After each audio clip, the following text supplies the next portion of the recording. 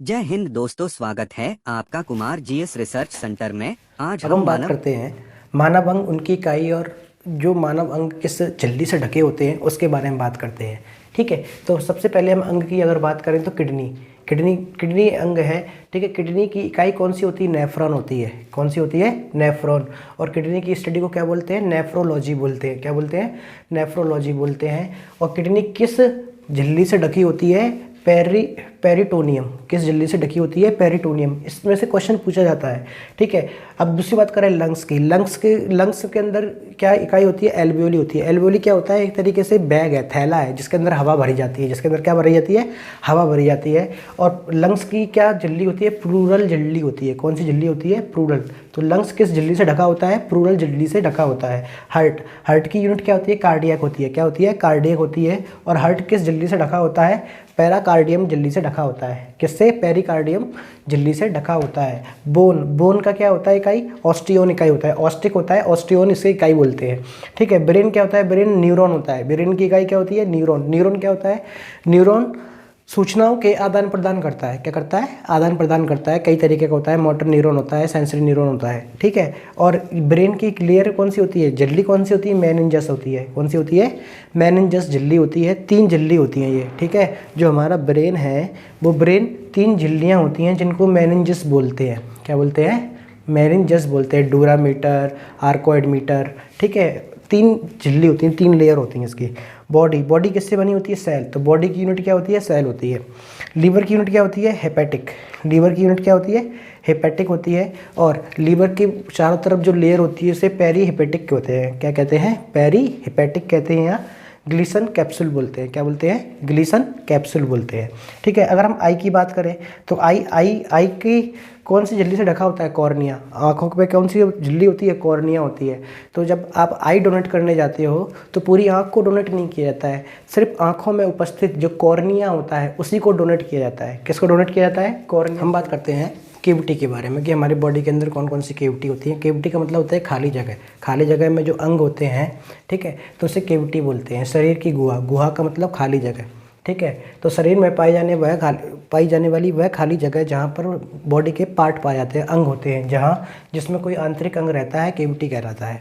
जैसे सबसे पहली केविटी आती है बोकल केविटी, जिसे मुख गुहा कहते हैं। बोकल केविटी जिसे मुख गुहा कहते हैं। मुंह के अंदर जो खाली जगह होती है उसे क्या बोलते हैं? बोकल केविटी बोलते हैं। इस मुंह के अंदर क्या पाया जाता है? दांत पाए जाते हैं, जीभ पाई जाती है और लार ग्रंथि पाई जाती है।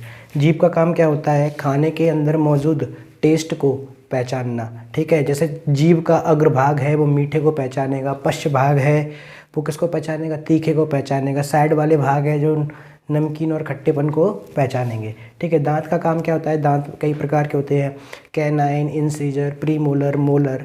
इन दांतों का काम अलग अलग होता है। ठीक है, जैसे कि खाने को चबाने के लिए, खाने को तोड़ने के लिए इन दांतों का काम करते हैं। लार ग्रंथि में क्या होता है? लार ग्रंथि में एंजाइम होते हैं जो खाने को डाइजेस्ट करने के काम आते हैं। खाने में मौजूद तत्व जो होते हैं, जैसे कि आपका कार्बोहाइड्रेट है, उसको पचाने के काम आएंगे। तो लार ग्रंथि में कितने एंजाइम निकलते हैं? आपके 4 एंजाइम निकलते हैं।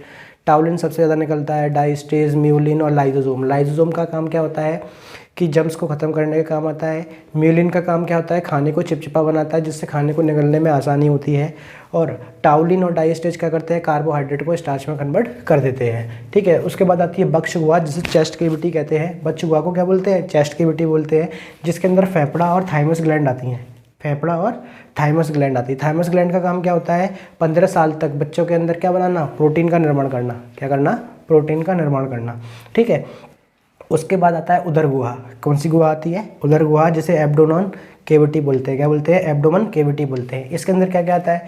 इसके अंदर आपका स्टमक, पेट आएगा, लीवर आएगा, पैनक्रिया आएगी, गैल ब्लैडर आएगा, किडनी आएगी और छोटी और बड़ी आंत आएंगी। ठीक है, स्टमक में क्या होता है? पूरे स्टमक में HCl भरा होता है। ठीक है, हाइड्रोक्लोरिक एसिड भरा होता है। ठीक है, और लीवर क्या होता है? लीवर हेपेटिक से बना होता है। लीवर की यूनिट क्या होती है? हेपेटिक होती है। ठीक है, इसका काम क्या होता है? पित्त रस का निर्माण करना। ठीक है, लीवर का काम क्या होता है? बाइल जूस का फॉर्मेशन करना। पैनक्रिया क्या काम करती है? पैनक्रिया से निकलने वाले 3 एंजाइम होते हैं। पैनक्रिया एक मिश्र ग्रंथि है। कैसी ग्रंथि है?